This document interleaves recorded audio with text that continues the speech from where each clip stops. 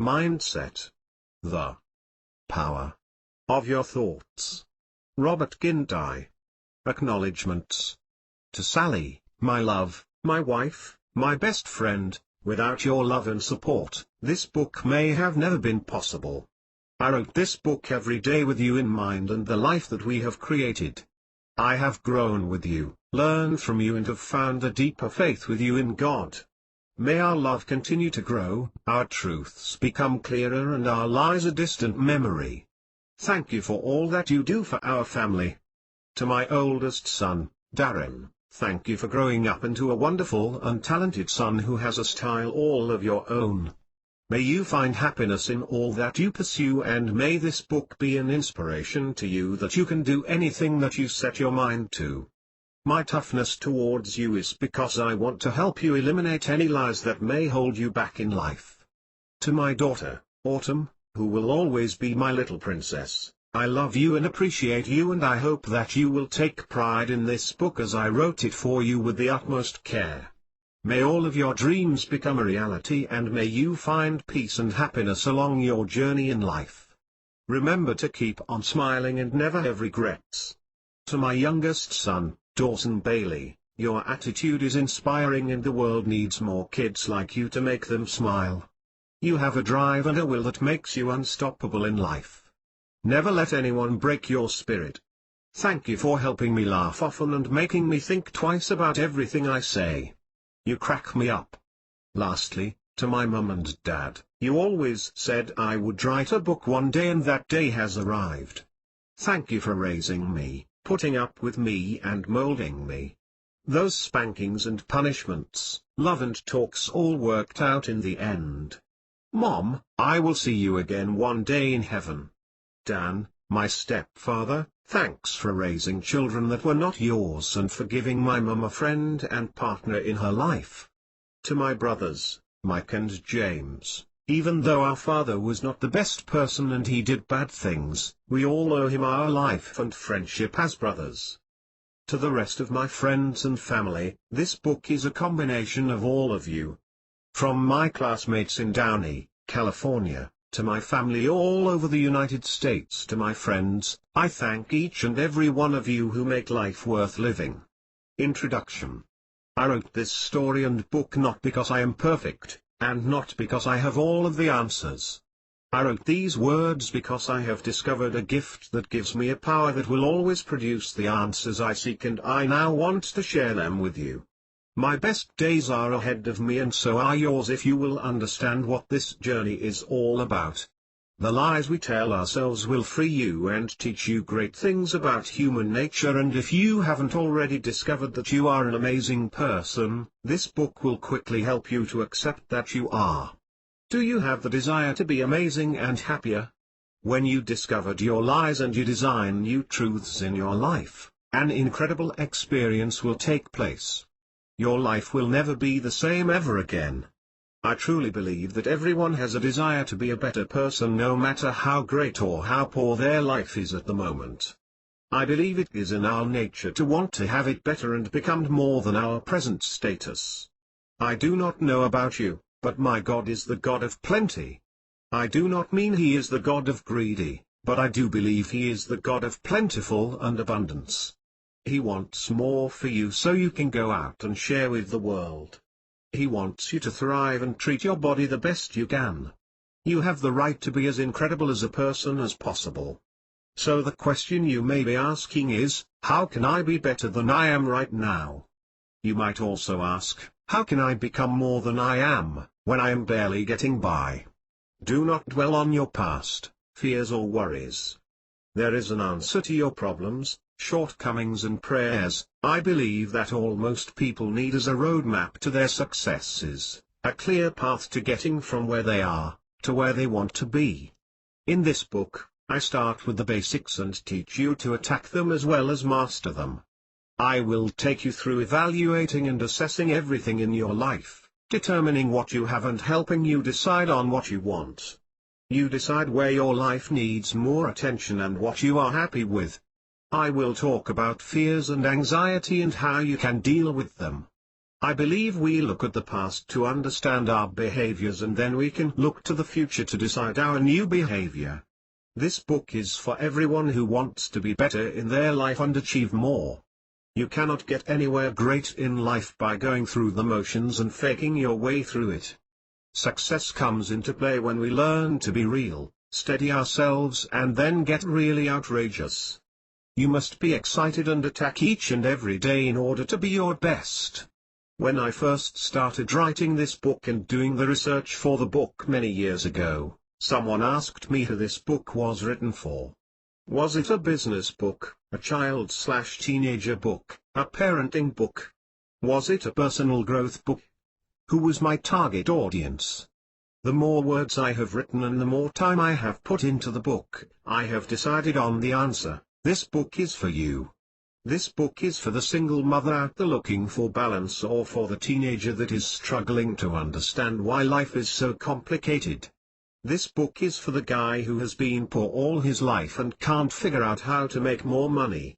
This book is for the people who are good but want to be great. This book is for the pastor, attorney or police officer. This book is for each and every one of you that want an improved life, a better you. We all want to live up to our potential and enjoy life to the fullest. Not only do we want that, we deserve it. In this book, I am going to share with you some personal stories of tragedy and triumph, along with the journey that I have taken to discover my victories and greatest potential. I am going to share with you some very important techniques that will help you in your daily life. There is no reason you should ever have to hang your head down even in the worst of circumstances. You have every right to prevail and have victory in your life and keep your head high. The real story in this book is about a life I created made up of lies and what it took for me to find freedom. I had to design new truths in order to thrive in my daily life.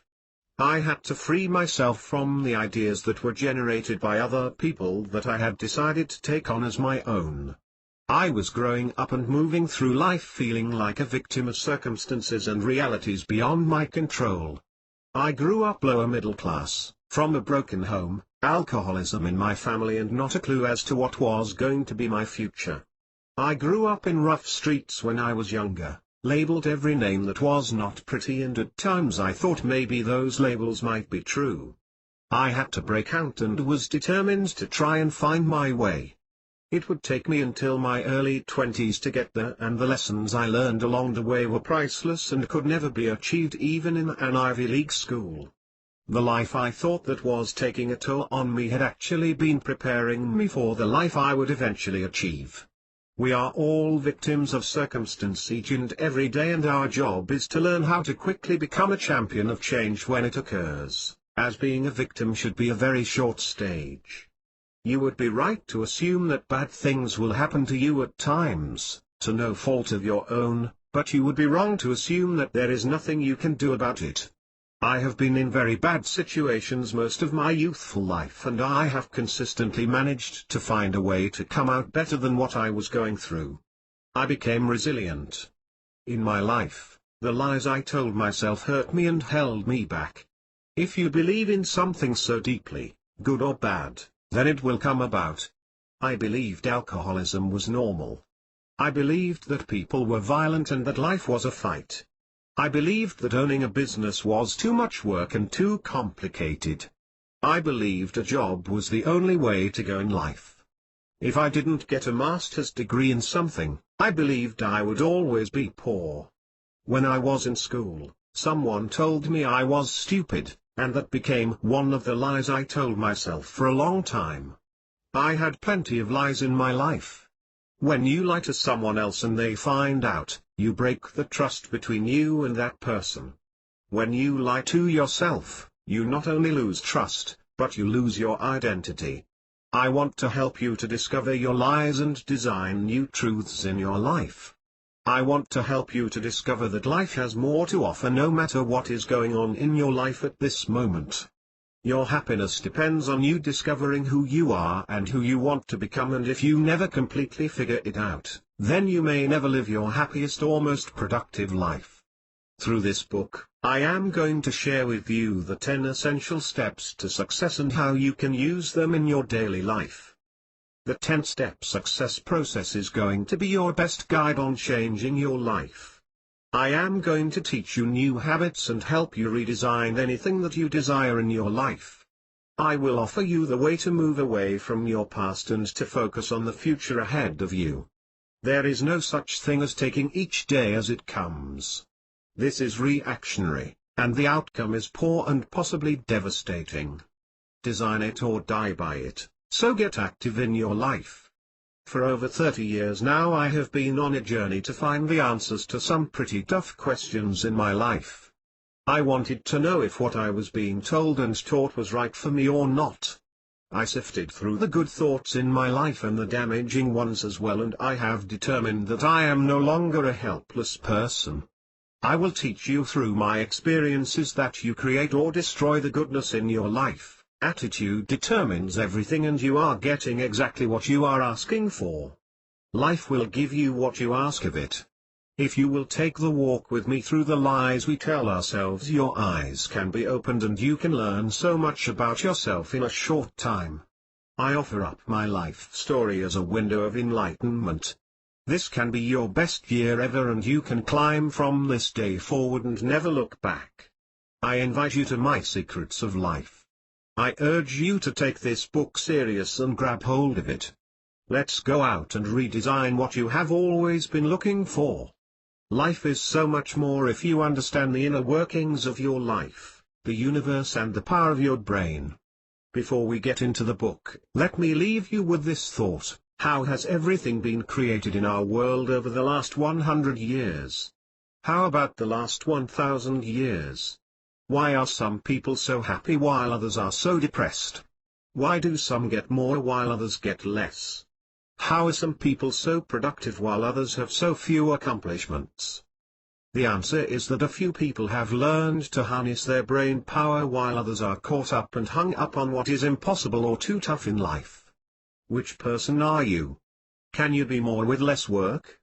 Can you leave a mark on this world with what you have to offer? Are you tired of less and thirsty for more? By the time you get to the end of this book, I will have you jumping up and saying out loud, yes I can. I want to be better and I want more from my life. This book is written for everyone, and I hope that you treasure what I am about to share. Some of these events and thoughts have been very personal and private for a long time, but I believe the sharing is going to be well worth it. Once you discover the lies you tell yourself, you will be well on your way to a better you. You will start to become more productive, aware and awake in your life. You will begin to question more and ignore less. Chapter 1, Developing a Winning Mindset. Ability is what you're capable of doing. Motivation determines what you do. Attitude determines how well you do it. Lou Holtz. Every day, his routine was the same during the work week. He would awake to the alarm clock, crawl out of bed. He would take a shower, shave, brush his teeth and then head to the kitchen for coffee and breakfast. While eating his breakfast he would read the news on his iPad, and then he would kiss his wife goodbye and get in his car. He drove the same way to work every day and parked in the same spot, taking the same pathway to his cubicle. Once at work, he would start his day off the same every day with checking the reports until 9 a.m. And then he would work on his orders till 11 a.m. Then time for coffee and on to completing the calls from the day before. At 1 p.m. he would take his lunch to the break room and eat one sandwich, his chips and a bottle of water. After lunch, he would do more of the same tasks he did in the morning. On his way home, taking the same route he did in the morning, he is thinking about how boring his life is and how he wants to do so much more. He wants to make more money, feel more alive and be so much more. He says to himself that tomorrow, he will get to work on changing things to be the way he wants in his life. At 6:30 a.m. he awakes to the alarm clock, crawls out of bed. He then takes a shower and, well, you know how it goes, as it was just like the day before. It is not enough to have the thoughts of wanting more, You have to take action, and most of the time what you need to do is take radical action to change old habits and routines. What you will need to do is to develop a winning mindset. This story may seem exaggerated, but unfortunately, for millions of people, it is not at all. Sure, the details change depending on the person, but the routine and the mindset are the same.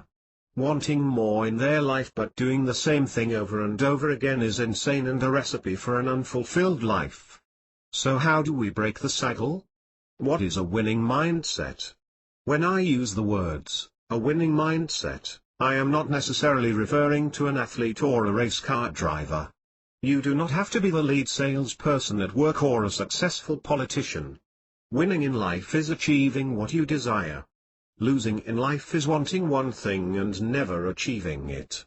When we go to work on developing a winning mindset, we have to determine what we want first, and then we develop the mindset to make it happen. Have you ever watched someone around you in life and felt like they must be the luckiest person in the world?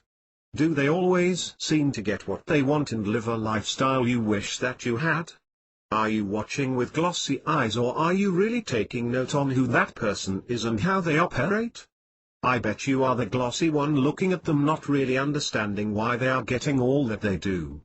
I know for a fact that the person you are seeing is a person with a winning mindset, and one that is probably determined. Luck has nothing to do with anything when you have decided to make it happen. A winning mindset is the program you follow every day to achieve great success. Much like a computer, your brain will focus in on and process what you ask it to. One way or another, you are giving your brain commands every day. If you do not consciously clarify what you want in life, subconsciously you will get what you're thinking without knowing it. In the book, The Secret, the author Rhonda Byrne talks about how what you focus on you will get. You must specifically ask the universe for what you want. Does this seem so bizarre to you that you fight it because it seems like a far-fetched idea? Think about the concept for a moment. If you focus on what you want, your mind is programmed to work towards obtaining what you want. The thoughts become magnets, and all of a sudden one day, there is what you wanted. Still think this sounds weird and not realistic? When you were a small child, what did you do when you wanted something for Christmas, Hanukkah, or your birthday? Didn't you think about it all the time? Didn't you tell everyone what you wanted? Didn't you have dreams about it at night? Then on that special day, there it appeared right in front of you. It did not matter how it arrived there. All you cared about was that it was there. Now, what has happened to you? Why have you stopped believing? Is it just a childhood thing? Famous athletes will all tell you the same thing. What I focused on and what I wanted to be, I became. Presidents of the United States, famous actors, millionaires, famous authors and speakers all will tell you the same thing. Little League All-Stars, the best mothers ever, pastors, humanitarians, Bill Gates, Abraham Lincoln would all have the same story to tell. These people all understood what a winning mindset was. They programmed their brain for success. Developing a winning mindset takes practice. Developing a winning mindset will get stronger with time and is not a one-time occurrence. Like most skills in life, you have to continue to improve on this, and the longer you will live it, the better your life will become. It is a way of life or a lifestyle that is as normal as showering, reading the paper, or exercising. You must make it a part of your everyday routine. To begin to build a winning mindset, we discussed you must first determine what it is you really want in life. You must determine what needs improving and what needs to be built upon as well as thrown away. For the sake of argument, let's say all of that planning has been done. Since that is the case, we will talk about another step in building your mindset. This part is all about incremental change. You will not fix or build everything in one sitting. It is not about time, but about how good of a student you become and how determined you are. Don't start saying that you are getting better and you need more time. You need to say, I am improving and I need more practice and understanding. You can attack mindset training in one of two ways. First, start with the small stuff, master it and move on to the next, or you can start with the hardest and biggest items, and then on to the smaller ones. The choice is yours and I cannot give you the answer except to say, start where you feel comfortable. Mindset training is about programming your mind to achieve, be strategic and become efficient. If you have never worked on this activity before, we just need to get you in the habit of doing it, and as time goes on, you will be able to attack what you want, when you want to. Learning how to build the proper mindset might be very tiresome at first. You have to constantly ask the tough questions and you have to become aware of your surroundings. You will have to work at a higher pace and learn to excel at skills you may not currently hold. You have to be a shark to win. When I was 19 years old, I got a property management job with this gentleman named Ed, who was an old real estate tycoon who had hit a brick wall called a recession in California, in the late 80s, early 90s. He adjusted by managing property instead of selling it. Along with property management, he also dabbled in property maintenance, evictions and a few other services. Ed's philosophy was simple. You went home when you felt good about your day and you tear up anything that stands in your way. I learned so much from both of these philosophies, as they still are with me today. Let's take a look at the first one and see how it has served me well. The best way to tell you the lesson is by a story. Late one Friday evening, when I was cleaning up my desk at work and getting ready to go out with my girlfriend. That particular day at work was a very unproductive day and I was a bit beat up. I was hired to manage condo units and run the maintenance division. I was ready to quit, and to boot, I really thought my boss was a huge jerk and I was getting sick of him always pushing me about everything I had to do at my job. As I was about to get up and get going, Ed stopped in my office and said to me, "Where are you going?" I looked at him in amazement and wondered where he was coming from with his question. I said, "What do you mean?" "I am going home." He said, "You can't go home yet, get your stuff, let's go." I was so outraged, but I grabbed my briefcase and other belongings and out the door we went. When we got into the car, I asked him what we were doing. He proceeded to tell me that if we were to go home now, this would do nothing but undermine the whole week. He also stated that we agreed not to go home until we were satisfied with our day. He said, "Are you satisfied or happy with your day?" I replied, "No, not really, but there is nothing I can do about it."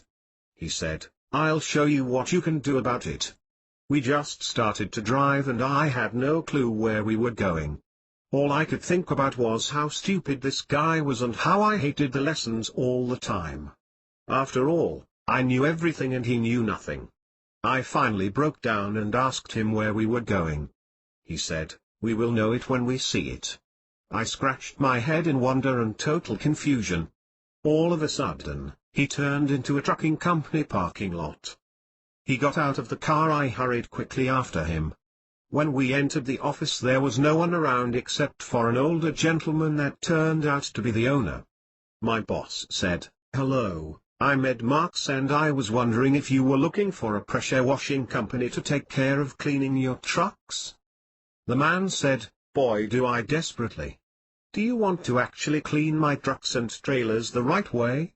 I was standing there in shock and awe.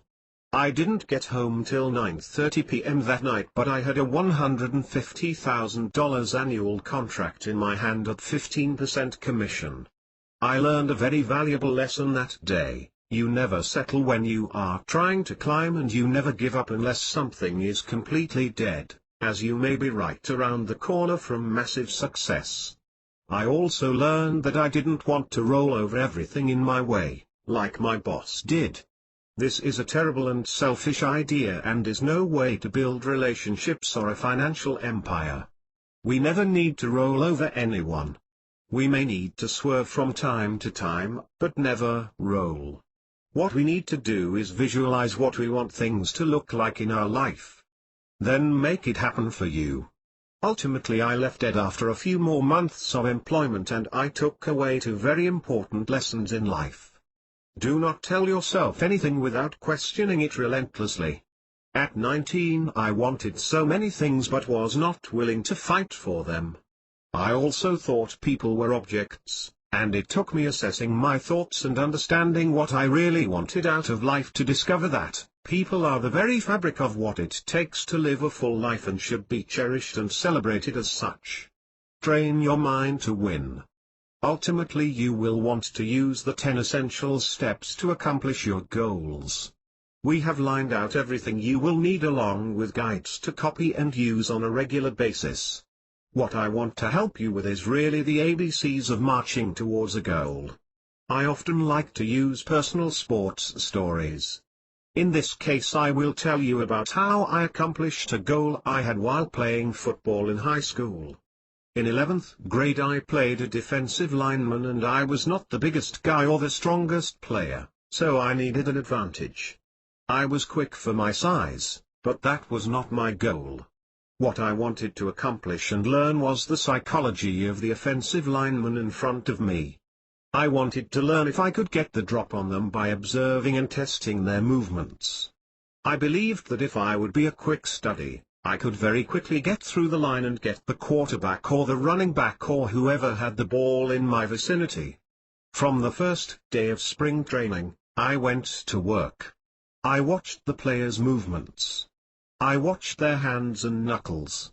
I watched how they put weight on their feet and how they shifted. I focused in on their tendencies to get lazy and recognized when they had the most energy. It may seem to you that I went weird or overboard, but I could not go too far. I wanted to be there before they were. By summertime and 2 days, 2 practices in one day, my plan was working and I was getting there before they did. I seemed to be quicker, more energetic, and I came to play every down. The truth was that I had studied and my mind was determined. I would push through every day until I would perfect what I was trying to accomplish. At the end of the day, I set out to accomplish something, programmed my brain, and then got what I wanted. We are what we think about. We become what we think about, and we accomplish what we think about. My point is that you must have it on your mind every day if you want something to become what you want in your life. Forget about what you want and it will never become anything. The lesson is in the mindset. Warning. What I am about to tell you is a little brutal, but the lesson is powerful, so I wanted to share it with you. At one point in my life, I lived in Los Angeles County in a town called Southgate. It was not near Beverly Hills and, in fact, it had no similarities of it in any way. It was a bit rough. For me, running the streets and getting into scuffles was a usual occurrence. In fact, I was getting beat up almost every day in some way. I'll tell you more on that later, but this particular day was the day I was going to learn a huge lesson. I was running down the street as fast as I could get my legs to run, heading towards our apartment building. I was being chased by 5 kids on bikes, and if that wasn't fair, they all wanted to beat on me at the same time, as they had several times before. When I was younger I was pretty quick, I had to be to stay alive, so I ran fast and made it into my apartment without harm. My stepfather was not exactly the best person to seek advice from, as he was often drunk during this time of our life. He asked me what was wrong, and I told him what had happened. He got up and looked out the window and saw the 5 hoodlums surrounding our building. He said, "Come on, let's go." I was thinking, all right, he is going to kick some butt. I didn't know any better, I just wanted revenge. The lesson is coming, so hang on and I promise to get you to the good stuff. We arrived downstairs and the kids all came towards us in a semicircle and stopped. I had a huge smile on my face like I was going to receive a huge gift. I was still panting and sweaty from my little exercise routine. My stepfather asked the kids what was going on, and the biggest one, Jaime, said that they were going to teach me a lesson for beating them at handball because I had cheated. How do you cheat at handball? Anyway, my stepfather said to the kid, "Great, You get off the bike, let's go. Jaime said, let's go where? My stepfather pointed to the biggest kid and told me I was to fight him first and then him as he pointed around at each kid. I was quickly in a panic and was thinking, is he crazy? I wanted nothing to do with this. These kids have plagued me for years. Then something very powerful started to happen. A new mindset was forming for me. The biggest one stammered, no, that is not what I wanted. Exactly, said my stepfather, but we are going to do this right. The kids jumped on their bikes and rode away as quick as they could, suddenly looking less scary to me. I was so afraid of those kids and was defeated in my mind every time they were around. I was defeated until that day when everything changed for me mentally. I suddenly was not afraid anymore, and I realized that the good fight was not about muscles or numbers but on doubt and fear and the appearance of strength. This one moment would serve me well for the rest of my life. I had gained a new truth and new skills. The law of attraction is real. I have read and heard many ideas and theories about the law of attraction. Rub the lamp and the genie will grant you 3 wishes. This is my favorite for one reason. It really is this easy to get the law of attraction working for you. My life has been all about the law of attraction. I am a very determined person, and when I set my mind on it, I will attract it. Have you ever wanted something in your life and then forgot about it? Then later it came into your mind again and it then left you again. 10 years later you still have never had that idea come to fruition. Why is this so? How can this happen? You had an idea and thought about it a few times, so why would you not get what you want? My mom always said that if you want it bad enough, then you will work hard enough to get it. The law of attraction is not a freebie giveaway. Even with the universe at your side, ready to supply you with abundance, you must work hard at focusing in on what you want. You are powerful, and if you will allow yourself to harness what the law of attraction will deliver to you, then you can have life on your own terms. You are stronger than you think, and you have way more power inside of you. You have to believe in you and the universe that you live in. I believe they called the book The Secret, by Rhonda Byrne, because so many people still do not understand it. Simple as it may be, people don't grasp the concept because it goes against everything they have been taught their whole life. Ask and you shall receive is often forgotten. First rule is to break all the rules. I learned a long time ago that if you are ever going to change your position in life, you must learn to break a few rules. Now before you get too judgmental, I am not talking about breaking any laws. What I am talking about is not being like everyone else. You must stand out and think differently. You see, gold is hiding around every corner, and if you are willing to let your mind run free and learn to take a chance, you will put yourself in the best position to take advantage of what life really has to offer you. The reason I bring this to your attention is that in order for the law of attraction to work for you, and for you to be able to design a life that you desire, you must change your thinking in every direction. You are never going to be a superstar doing ordinary things. Your best chance at getting what you want will not come from playing follow the leader. You see, ordinary people make up the majority of the people on this planet. This is not to be rude or judgmental, this is the truth. If you want to be ordinary, then this part of the book may not be for you. What I am expressing is being bold, adventurous, and different. You might ask what rules are okay to break then? I am talking about little rules, as well as big rules. I'll give you a case in point, so that it may inspire you to figure out what rules you need to break. I took a position with a labor leasing company in early 2000. They were a national company and had 40+ offices, prior to the one I helped open in Seattle. This was a great company, and the owner Joe was a guy with vision and a lot of drive. I respected his work ethic and the company he had put together. What I didn't appreciate was the fact that, like most corporate environments, they tell you to get out of the box, while the whole time they try and stuff you back in it. I was not made for a box. Corporate America really wants superstars who will conform. They need brilliant people who will not rock the boat. It is a system they want to manage, not people, as this is good business. I get this theory, and it makes sense to a certain degree, but I was different than most people. I had talent, I was difficult, and I was a superstar who made his own path. I was first a salesperson and then a sales manager for the company. I was good at what I did and knew there was always a better way. Good salespeople are difficult, and if you are going to manage one, then you need to understand this. If you expect greatness from your people, then you will need to get out of the way most of the time. The company had lots of rules. There were do's and don'ts involved around every corner. I respected the rules, but I respected my goals and ambitions more. I was not a kiss-up and did not need to be one to advance my career. I knew that in every system, there was a proven process to doing well, and then there was the path least taken. I studied everything I could, and I found there were many holes and areas that needed to be improved. I would do what it would take to get to where I wanted to go, and that would probably include bending and twisting a few rules. My general manager had figured this out about me and was willing to let it happen because it looked good for him too. I did not focus on him, as I was busy focusing on being the best at what I did.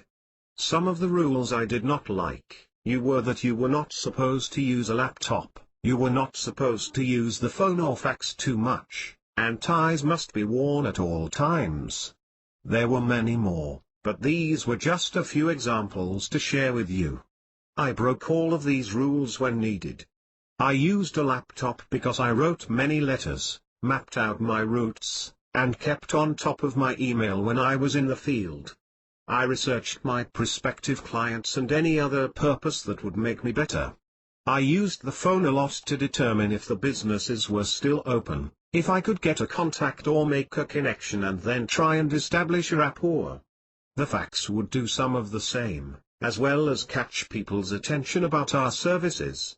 I never broke the rules for the very act of breaking the rules. I broke the rules that limited my ability to succeed. I broke the rules that were not a major violation, and I was never scared of being fired. Go big or go home broke, I always say. Rules are for the masses and ordinary people unwilling to stick their neck on the line. They keep order and give average people clear direction. Breaking the rules is not about rebellion or even making you the company bad boy/girl. You break the rules in order to break out. Be bold, daring and different, and celebrate your differences. It is this kind of mindset that will take you to new heights and new places. Chapter 2: The Truth About Making Money. Entrepreneurship is living a few years of your life like most people won't, so you can spend the rest of your life like most people can't. Anonymous. Have you ever wondered why some people make lots of money and some can barely pay the bills? Do you wonder why you struggle to get to where you want to be financially?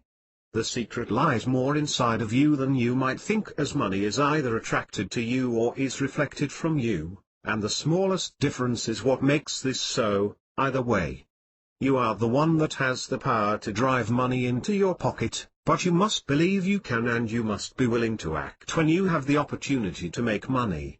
People are their own enemy in many aspects of life, and money is one of them.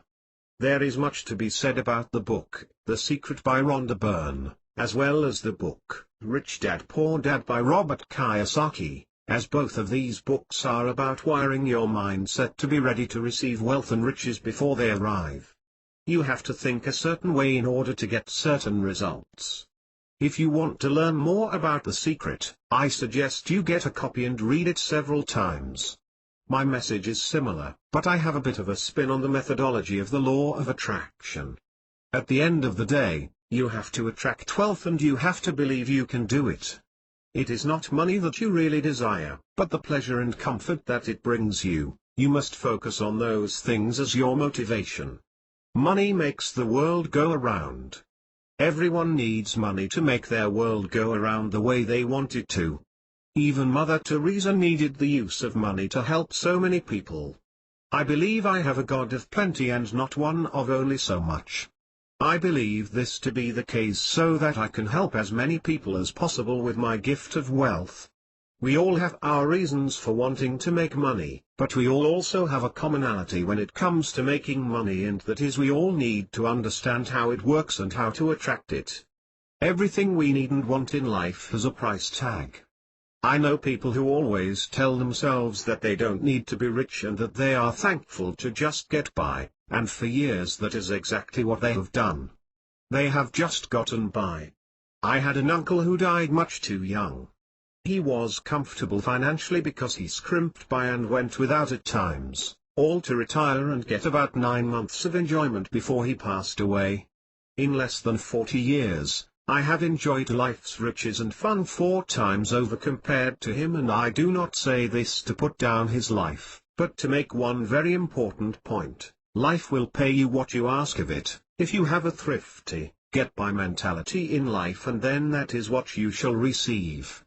People usually get what they want in life, they just do not realize they are asking for it.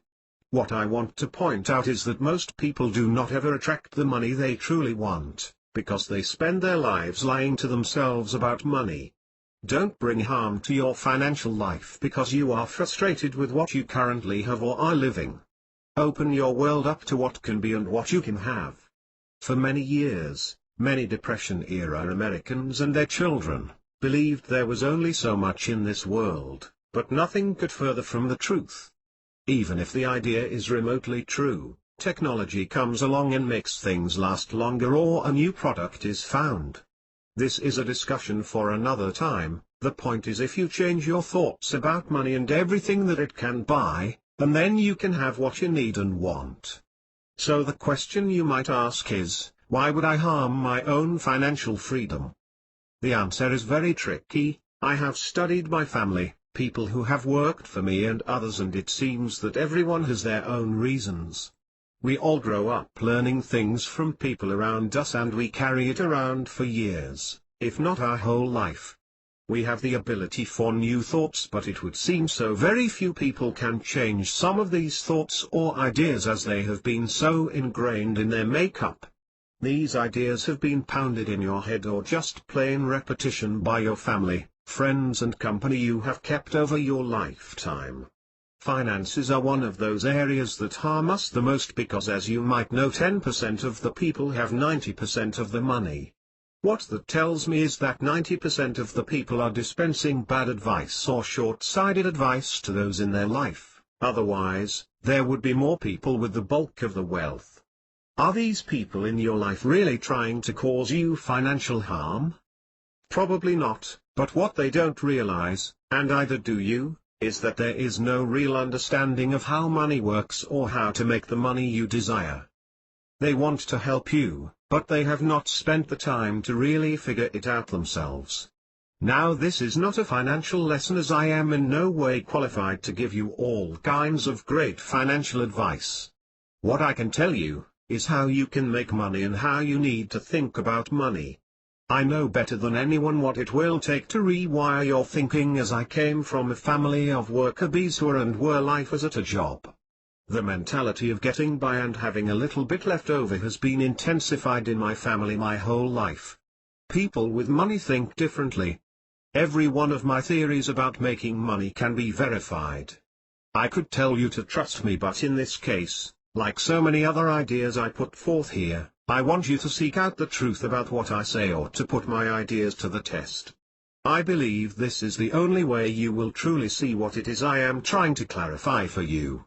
The secret to all of these eye-opening ideas is ultimately about getting you to take away all blinders from your life. You must remove all brick walls, anchors or lies that hold back the better reality of your life. Some people think that if they admit that they want more money, it is somehow a sin or a greedy way of thinking, but it is this kind of thinking that is the real tragedy. If you don't focus on making money, then you will never achieve the end result. Let me give you an example of what I mean by this. How many hours a day do you work at your job? If you are like most, you probably work 8 to 10 hours a day.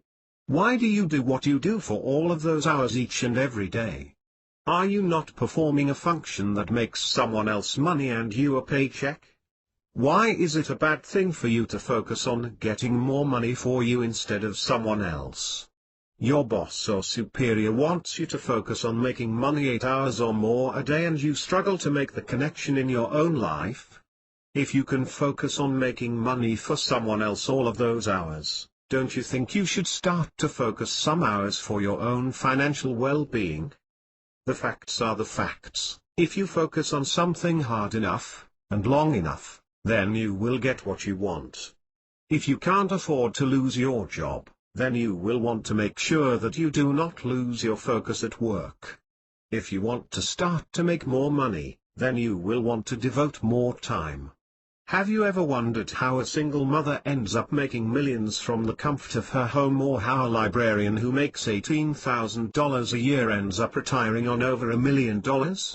These people practiced the law of attraction and what it means to be money-focused. If your thoughts deny money to your brain, and then you will be denied money in your life. Entrepreneurs, who are successful, have a little secret about how they make money. They do two very important things daily when it comes to producing more money. The first thing they do is focus on making money. The second thing they do is focus on having other people make them money.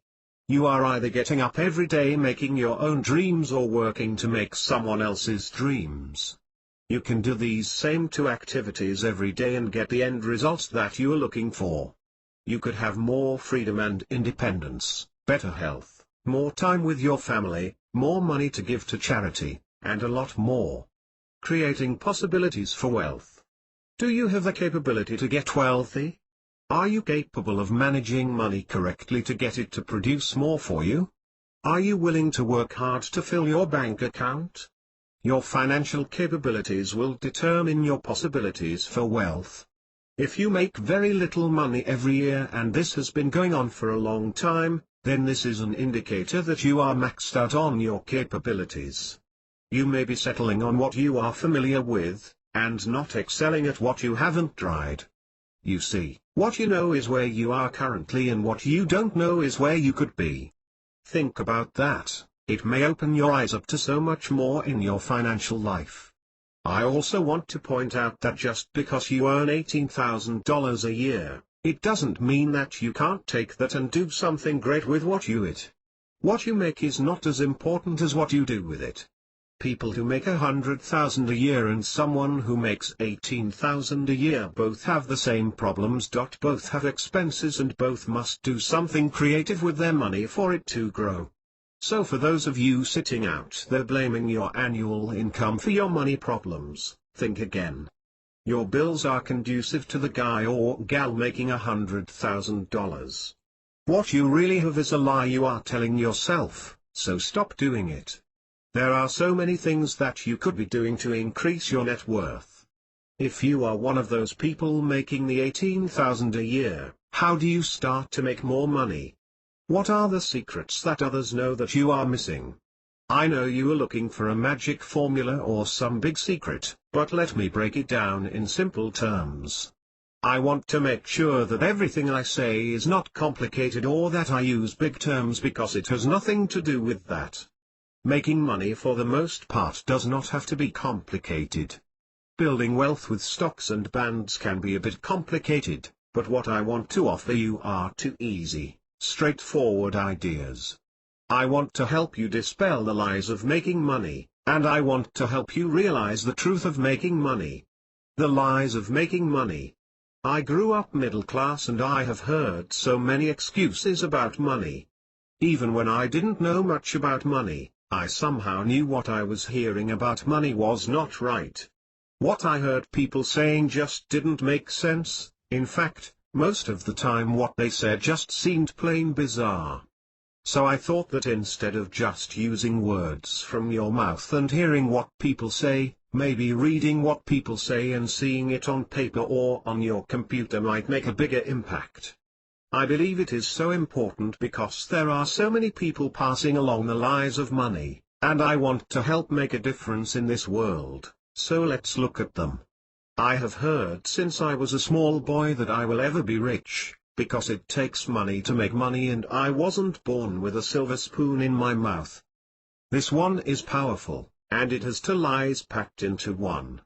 I will admit that having money to start is a nice luxury, but it is not the only way to get to where you want to go. I have read and met so many people that have started a business out of their garage or on their kitchen table, and turned it into a major empire and business.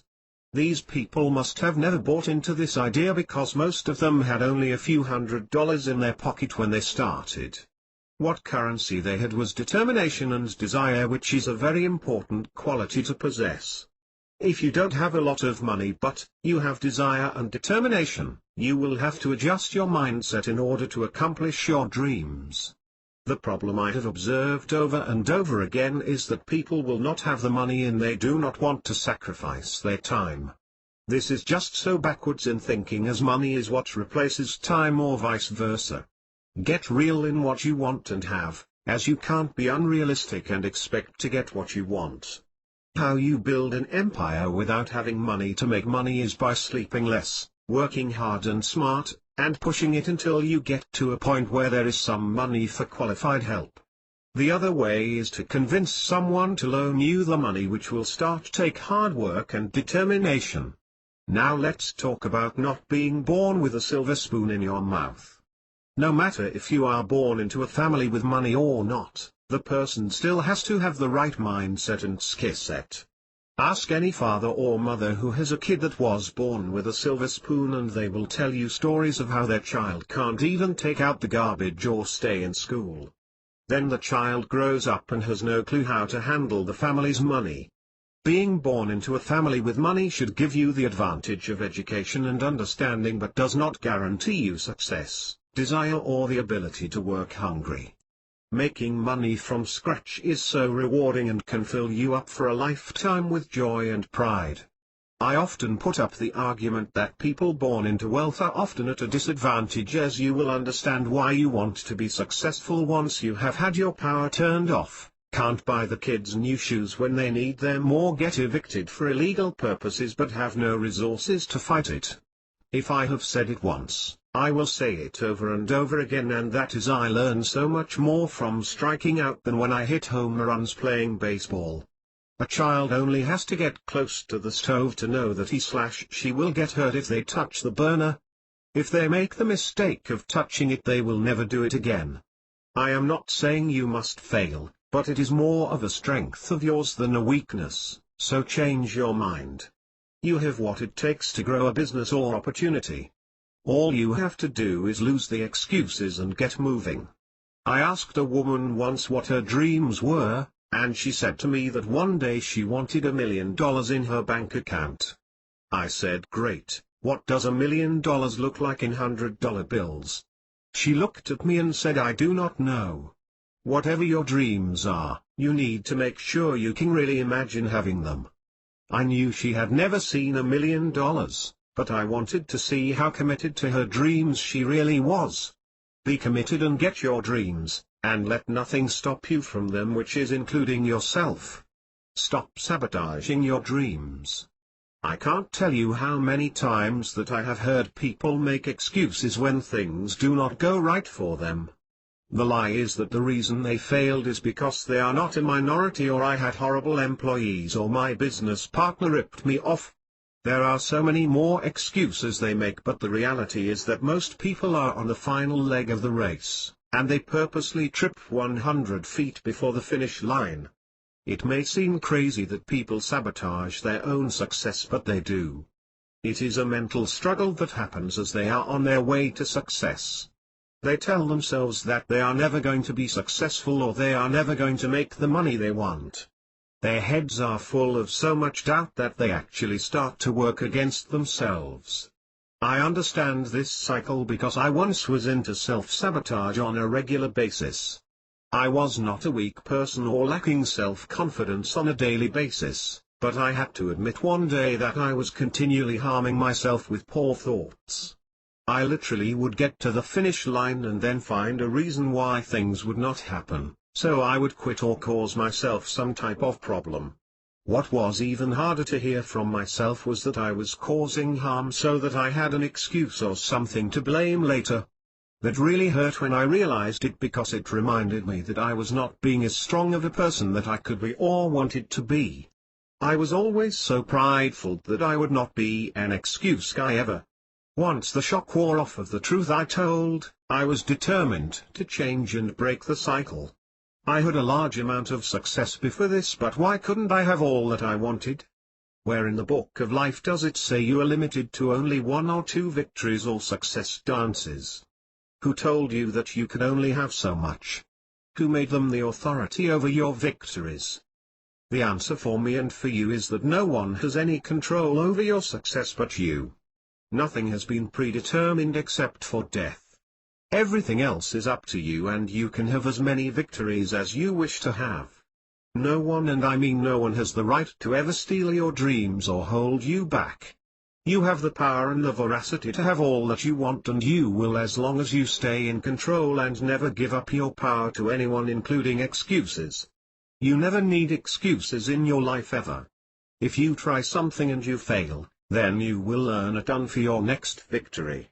If you try and succeed, then you will earn a ton for your next victory. Either way you win and need no excuses. Think about what you will say if you keep up what you are doing. You will say you are too short or too fat. You will say that you were never meant to have that house or girlfriend. You will say that the kids were never going to get in that school anyways because you are not that smart. All of your excuses are lame, and everyone around you will just agree with you. Not me though, because I actually want you to win and be better than me. I actually want to help you get out of the way of yourself. Stop the madness and start going for it and finish. Be your best without excuses, because you are amazing and you can do anything that you want to do. Keys to victory. When you are working towards a goal, it is very important to keep your head down and keep on pushing through. Along the way on your journey, you will have several moments where doubt and the demon in you will creep in. When this starts to happen, you have to stand strong and fight back the urges. No, it will not be easy, and I will not lie to you about this, but giving up on your dreams is way tougher and harder. I mean, really think about it and you will realize what happens every time you march towards your dreams. That split second where you tell yourself to forget about makes no sense. Would you really talk to yourself this way? Kick out self-doubt and make the demon flee from you. Along your pathway, do not constantly stop to look at the woodpile. What I mean by this is when you are chopping wood and you need a ton of it, looking at the pile of chopped wood when there is a few splits done can be very discouraging. Keep your head down and only peek every once in a while, but not for very long. Your goal is the finish line and not the starting line, so look ahead at where you are going without fear or regret. Make sure you spend time with yourself, reassuring yourself that you have a plan, will see it through, and that it is okay you feel uncomfortable, but that you are not going to allow lies to come into this. You must maintenance yourself when you are on a journey. I remember my senior year in high school when I was on my journey in wrestling. I was a heavyweight wrestler, and on my final run in high school, I weighed 191 pounds, which was or could have been a disadvantage, as most of the cattle I was wrestling was 265 pounds on average. I also have a goal, and that was to pay off the years I had spent getting to this point. I was going to be the best I could be. I will not bore you with all of the details, because my point in bringing this up is that every step of the way, I had obstacles. It was a must that I spent time alone keeping myself on track and in focus. I wasn't working for medals or trophies, although there was plenty. I was working to make lasting impressions in my mind that would serve me forever. It was the finish line and the process to arrive the way I had envisioned that was so powerful. I wanted to show myself that I could take this challenge, this sport called wrestling that was so impossible when I started, and make it mine. I drove my wrestling coach nuts many times. Gordon Weisenberger was and is a great man. If he never did another great thing in his life, he turned out men from a sweaty, small wrestling room in Downey, California. He was not just concerned with winning but the appearance of how you win. This even meant how you acted when you lost. I have always had the idea of doing things in my style and with wrestling that can be very dangerous or bad. I wanted to leave my mark on the sport at my school of being unique. There were great heavyweights before me but I wanted to be special. I wanted to know that I gave it my all and that I stood out from the crowd. One of my teammates, Carlos, once said that I wrestled like I was a 126-pounder. What he meant was I did not do the normal moves of a heavyweight. I was different and that made me happy. Carlos told me this at SIF, which was a regional tournament. I remember this tournament well, as I remember sitting there in the stands waiting for my first match, and this guy comes in from some school I had never heard of, wearing a letterman's jacket with like 100s on baby pins in it. This would signify that he had a pin for every guy he had pinned on the mat. He looked like a kid who grew up on a farm. I was no slouch and very confident, but I remember saying to myself that if I had to wrestle that guy, it would be a difficult feat. He would turn out to be my first match. Now I should have never told myself that, as the whole first minute of the match was him putting a hurt on me because I allowed him to. That minute felt like 20 minutes and there was a few seconds where he had me beat. It suddenly dawned on me that I was beating myself, and for no good reason. I remember the moment when the turning point occurred and thinking to myself that what I am about to do will probably give my coach a heart attack. I will explain to you what I did, but unless you have wrestled in high school or college, you will probably not get how incredible it was or how smart it was. As the wrestler continued to work on me, I had repositioned my body back to my stomach and I pushed myself back to a position on my knees and hands in an attempt to get up. This guy jumped on my back, locked his leg under mine and was attempting to put on a move where you wrap your hands around the head and neck and pull down on my neck to pin my shoulders to the mat. As he locked in my legs with his, I sat down on his leg and pulled it up to his chin while I sat back. He was pinned and the match was over. I had beaten me in that match that day and not him. I decided that I would stop worrying myself over things that were not true or relevant. I had prepared, I had the skill and I had the heart. I peeked over at my coach as I was pulling that move off and could see the disbelief in his eyes. I was actually doing it. I was not trying to be disrespectful to him in any way, and in fact I was trying to show him that 4 years with him had paid off. Lastly, while you are focusing on your journey, you will have external factors try and sway you as well. I call them dream stealers. Some do it on purpose but most just don't know any better. Money and your emotions. Have you ever thought about the idea of a dollar bill and what it really means? Think about this. A green piece of crinkled paper with a dead president on it, and you pass them around trading them for things you want or need in your life. As you think about this concept, I want you to think about what emotions or feelings do you have tied to money. I am talking about the actual piece of paper that we call money or dollars that you hold in your hand or have them leave your hand. Do you get warm and fuzzy feelings or excited about money, or do you fall in love with the pieces of meaningless paper? Let me explain what I am getting at. Money is just paper and nothing more. Sure, you have to have money to get what you want or need, but at the end of the day, money is just money. If you were to be honest about the whole situation or idea, you don't get emotional about money or have happy feelings about it at all. What do you get emotional about is what money can buy for you or obtain for you. The emotion comes at Christmas time when you see your kid's face when they open the presents under the tree. You get emotional about being able to turn on the lights because you can pay your bills and buy groceries. This is really where the feelings come from and not the paper. You have to really understand this concept or idea if you are ever going to get right with the way you look at and deal with money. Too often most people treat money like an object that is a prize, and because of that they get very uptight about money. If they have it, they are so worried about losing it, and if they don't have it they are uptight trying to figure how to get it. The truth be told though is that you really want to take the focus off of money and put it on the things that you need. There are many reasons why this makes sense, but here is the biggest reason in my opinion. Focusing on what you need or want can have you asking questions.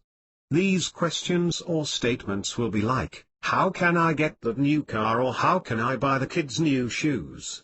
If we focus on money, then we seem to get mad at it, frustrated by it, and we tend to ask less quality questions that will keep us thinking and working.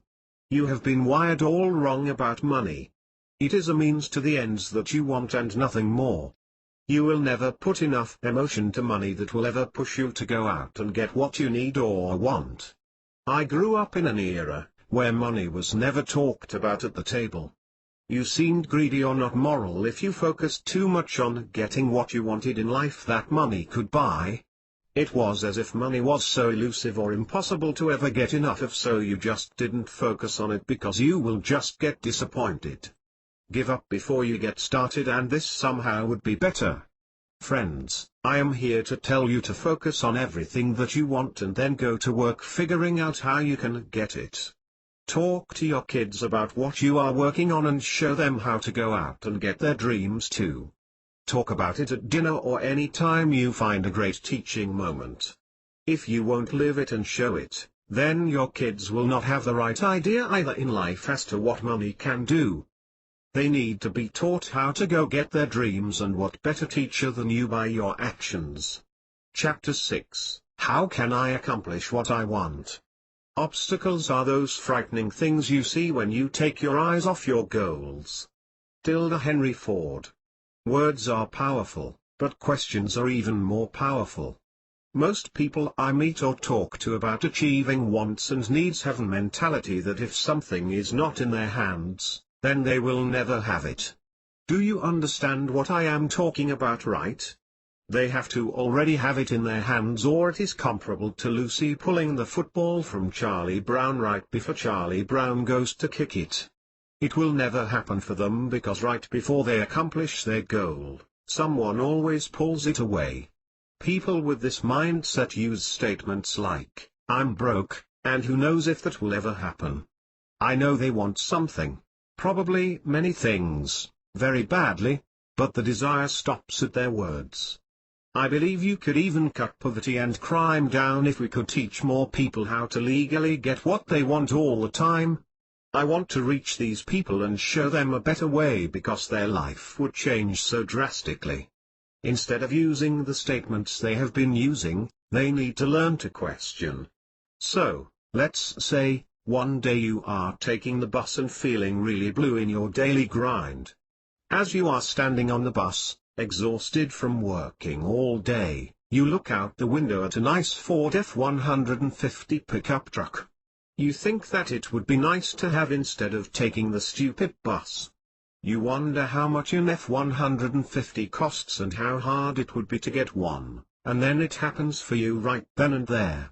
As you think about money, you begin to get stressed because the rent is past due, your credit cards are due, and there is little food in the house.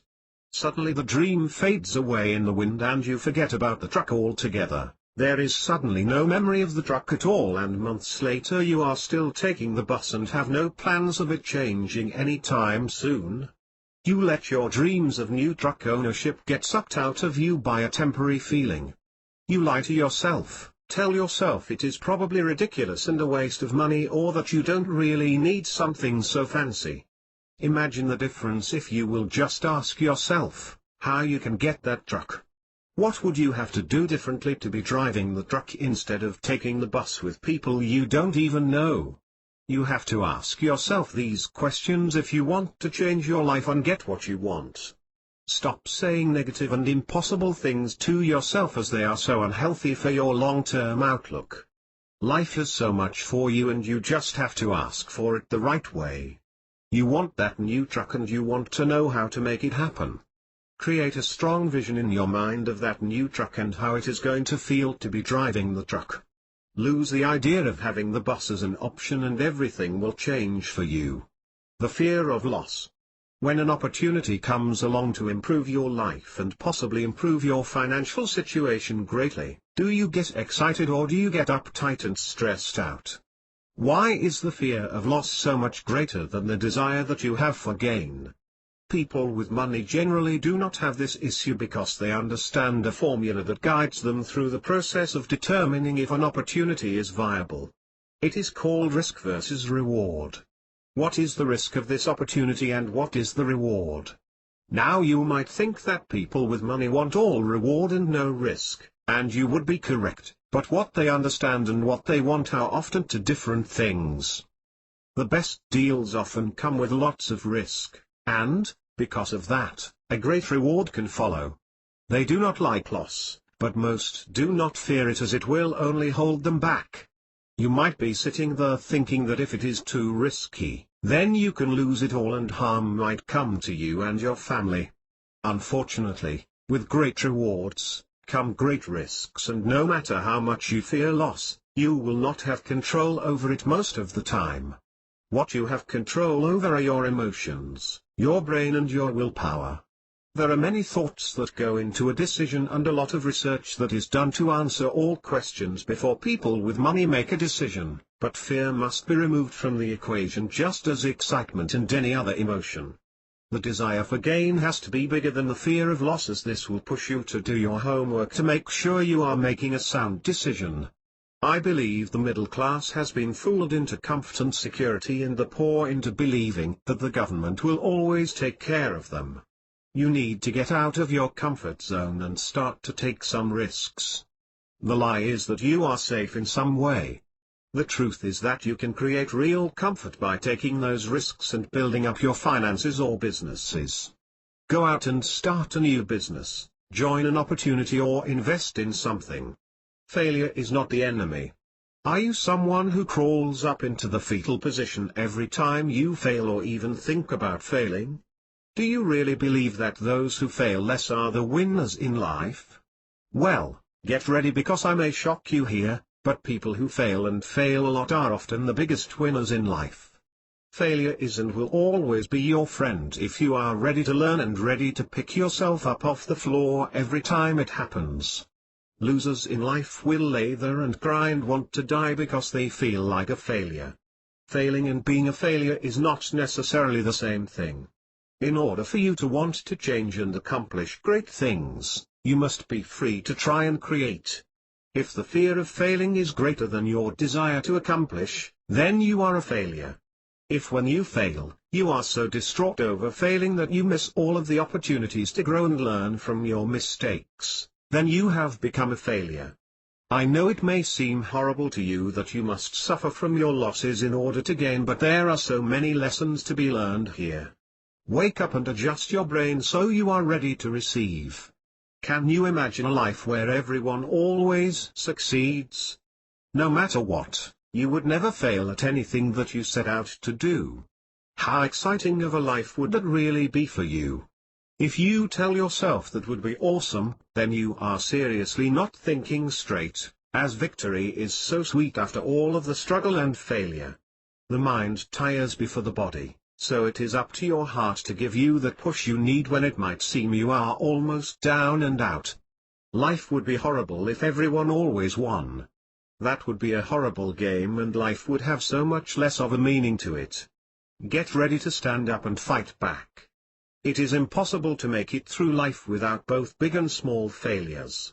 It is possible to be ready and to turn a bad situation around.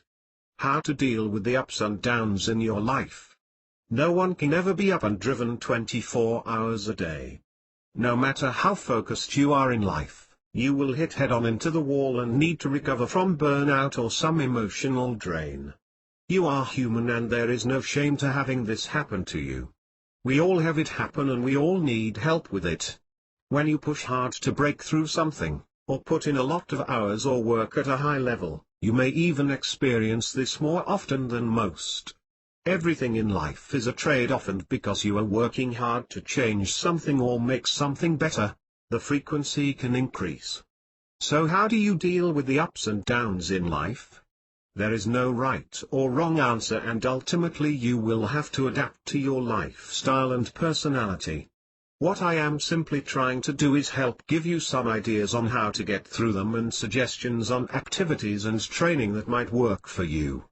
You will remember I talked about the position I had where I would break the rules to break out. Well, let me tell you, it was exhausting for many reasons. I was the first in and the last to leave. I worked Saturdays and Sundays and some holidays at times. I pushed so hard I had stress fractures, I imagine, and didn't even know it. I would at times hit the wall and hit it hard. I knew it, and I also knew I had to do something to change it all.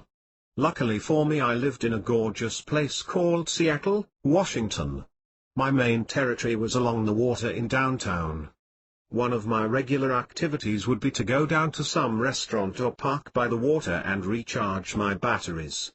This would work when I was a little stressed, burned out or frustrated with my progress.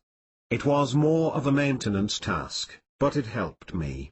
Exercise was also a great way to keep my mind healthy and my body as well. You will find that working out not only helps you with your physical well-being and mental health, but I find it a great time to think and be with your thoughts. Golf is another way I used to decompress from high energy output times. When we push through and grow, it is often very exhausting mentally, so you must have ways to gain back the fire and energy that you need to keep going. You may not play golf, but you might love gardening. Do more gardening to rejuvenate yourself. There is no right or wrong answer, but it must be something that you associate with relaxation and peaceful thoughts. Take some time off. Even if you are on track to get to a benchmark point or a deadline, you will be no good burned out. You will get twice as much done once you have taken the much needed time to rejuvenate yourself. Trust me, you will be fine. But more importantly, you will be more productive. You will lie to yourself and say that you can't afford to take time off, but the truth is that you will be ahead of the game and in a better position. If you are an employer and you think you can't afford to give your employees more time off, then you do not understand the value of letting them recharge. One step better is giving off random time without them requesting it. The biggest down I had to deal with. When my mother died in December of 2006, everything inside of me changed drastically. Everything I had worked on for so long seemed to leave my body in an instant. My moment had changed and I felt it. My foundation was taken from me in a very quick moment. Part of my foundation was my mother, who was always there for me, and the other, my mindset, which had helped me to push through so much my entire life. Death of someone close to you has weird consequences on you. I was quickly sinking and trying to find a way to stop the steep decline. Someone once asked me why the death of my mother was so profound for me. Here is what I told them: my mother has always been there since my beginning and has been a witness to the life I have lived, and what I have become. She was my silent partner and would stand behind me no matter what. These reasons and the love she gave me are what kept me crying in the shower for months on end. I was sad for more than a couple of years. I felt as if my mental DNA had changed. The formula I was made of had been chopped down. I was a watered-down version of the man I had become. For a while I was amongst the walking dead. Sure, I looked great from the outside as I smiled, laughed, went on vacations and threw parties, but what I was really doing was trying to figure out was if I could ignite the giant fire I had under me prior to the passing of my mom. I am not trying to dwell on my past or how bad my mother's death was making me feel, but what I am trying to do is draw a clear picture for you of where I was mentally. Keep this in mind, as I continue to tell the story of the greatest mom who ever lived. I was hurting inside and I felt like no one but God and I could heal me. I would often sit back in a corner, or walk around silent, staring out at the crowds. At a party at our home or a family gathering or whatever the occasion, I would scream inside to see if anyone could hear me. I would scream and no one would come help me. Everyone was deep in their own life, and from the outside, I looked like I was doing fine. Looking back, I do not blame them, I guess, but at the time I was deeply hurting and just looking for that one person to come over and hug me and tell me it was okay. No one would ever arrive. Even my wife at the time was hurting and not as capable as I would have liked. I do not blame her, as it is what we are looking for at times when we are going through something like this. Mentally, I had a lot of guilt over what had gone on with my mother through the years. As a child, I would give her a lot of grief. As a young adult, I would challenge her faith in me many times over.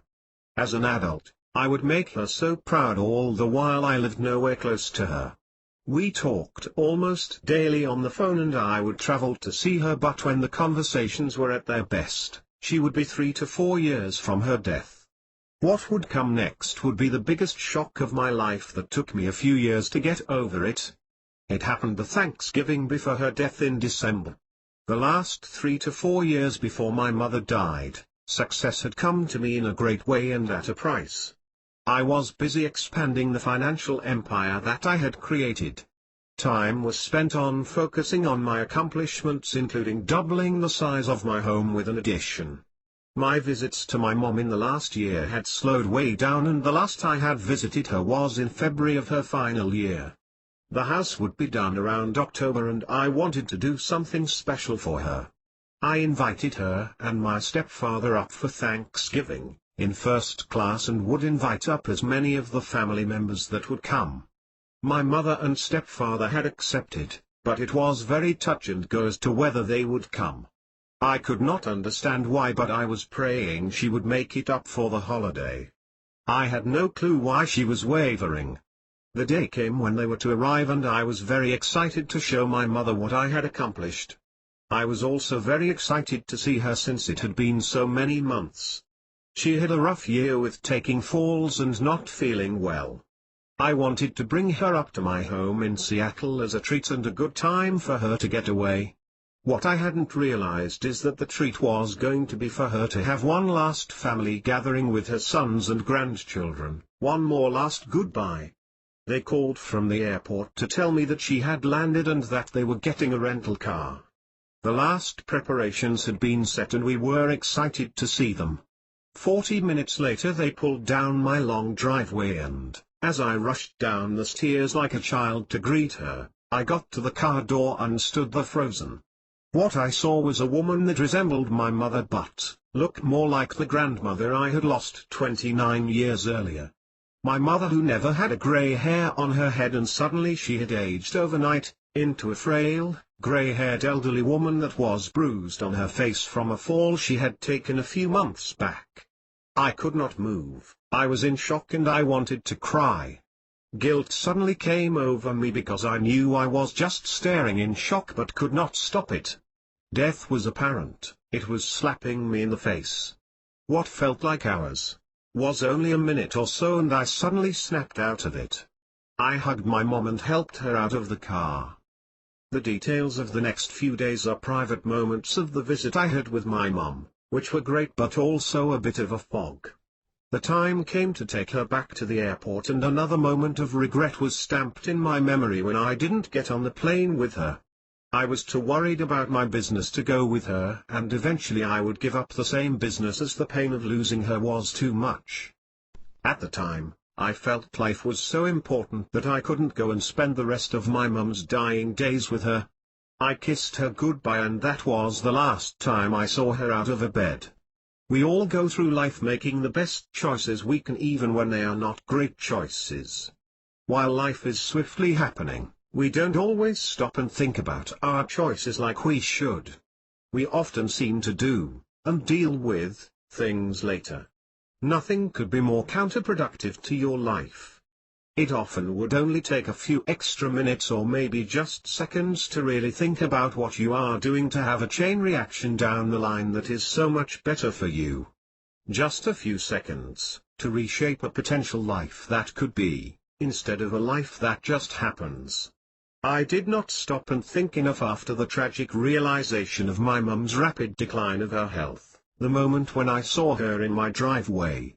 For over 2 years I thought very little of the consequences of my actions.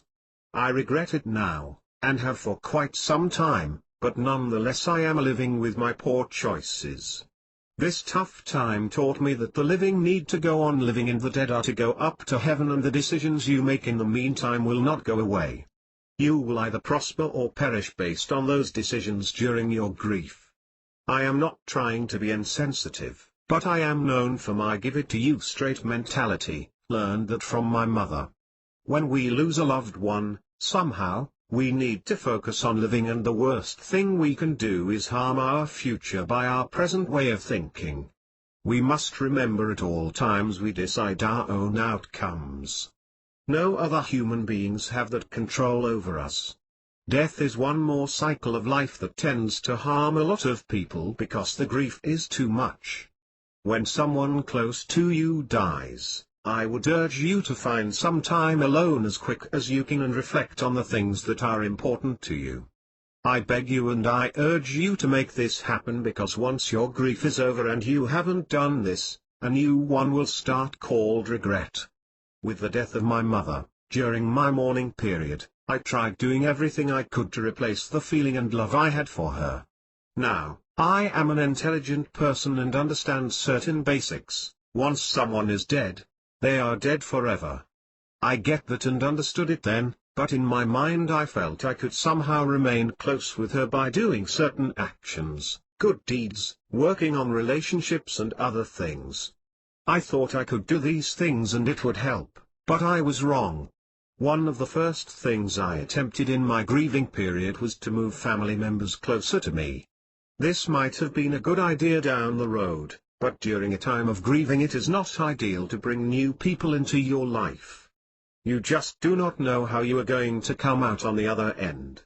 I had a lot of emotions and feelings going on, and bringing family members into my world at such a vulnerable time was a crazy decision. I was in a bad state, I ignored things I wouldn't ordinarily, and when I was finding my way out of grief, I felt smothered and choked having all of these people around me. Either way, it was not the smartest thing to do. I believe this is the same for finding a new spouse or volunteering at a recreation program for kids, or however you look to find the connection. But, you lost, you do not have to replace them or seek new company. Your mental health is your first priority. The next poor decision I made was to bring my family into my business as well. I created positions for them that were not there and gave them a lot of free range on decisions and running my business. I believe now that I probably didn't really care, as I was in my own world. I guess I was hoping they would make something of it since I had worked so hard to build it. I believe what I was really thinking was that they would have to be disastrous in order for it to hurt me, and guess what? They were disastrous.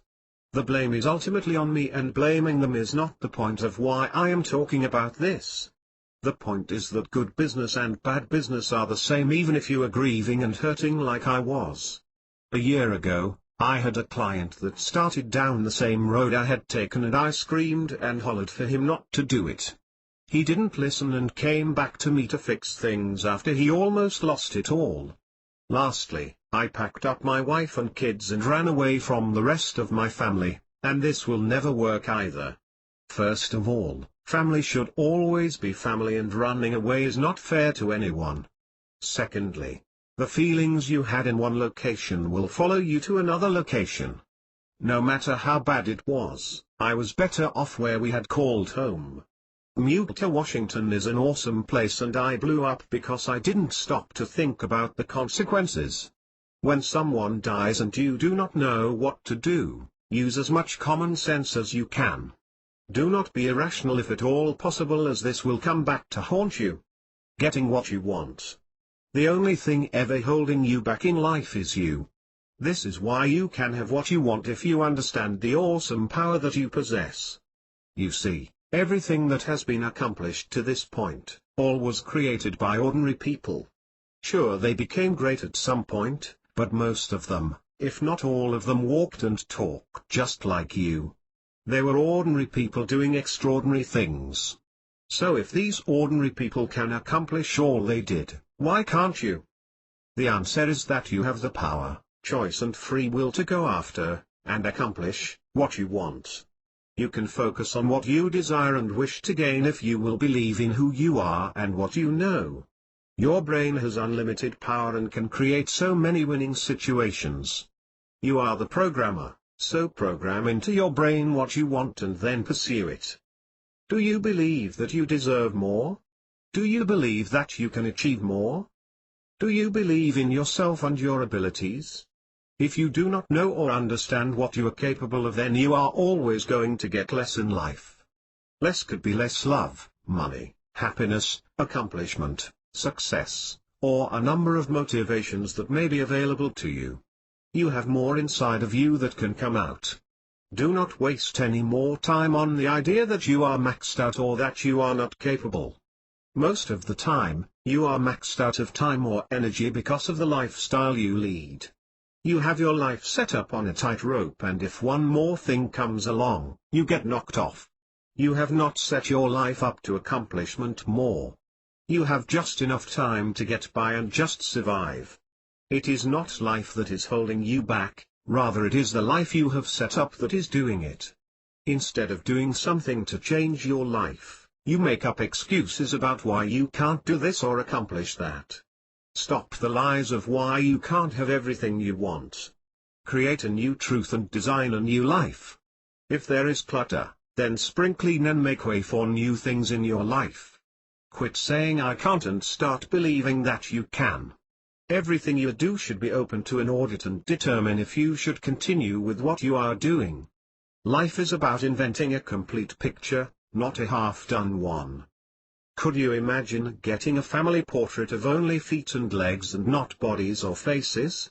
Then why would you create a picture that is not complete in your own life? About the author Robert D. Guindy. Robert has a very diverse background in business which spans over 22 years professionally. For the last 10 years, he has had a focus in marketing and owns a company called SCM Web Team, which is a full-service marketing firm based out of California. The specialty of our organization has been to focus on the small businesses of the world that need help growing their companies and deliver education to them that helps them to understand all of the possibilities of being in business. Although SCM Web Team has been involved with medium and large companies along the way, we get our greatest pleasure helping the strongest part of our economy called small business. SCM Web Team uses simple language with their clients, much like this book, in order to help them understand what they need to do for their business. Internet marketing and online branding is often made way more complicated than it needs to be. SCM helps its clients keep everything simple, yet powerful, and we hope this book is one more way we can help your small business. This is Robert's fifth book, and as he continues to work on releasing more books, as his hope is that he can help people to live a better life, create a stronger business, and realize what life truly has to offer. Robert's first book, called The Lies We Tell Ourselves, has helped to put Robert on the map with what he has to offer as an author and an entrepreneur. In 22 years, Robert has owned several businesses that have taught him all about the needs of a business, including a degree in business that has proved to be very valuable. Robert's entire life has led him to where he currently is, an author, consultant and trainer/speaker. We hope that you like what Robert has to offer and that you might want to engage one of his services, including his marketing firm called SCM Web Team. If you would like to contact Robert and his team, you may do so at Truth Mastery, P.O. Box 582, Goole, California 95614. Sales at truthmastery.com. www.truthmastery.com. Or www.scmwebteam.com.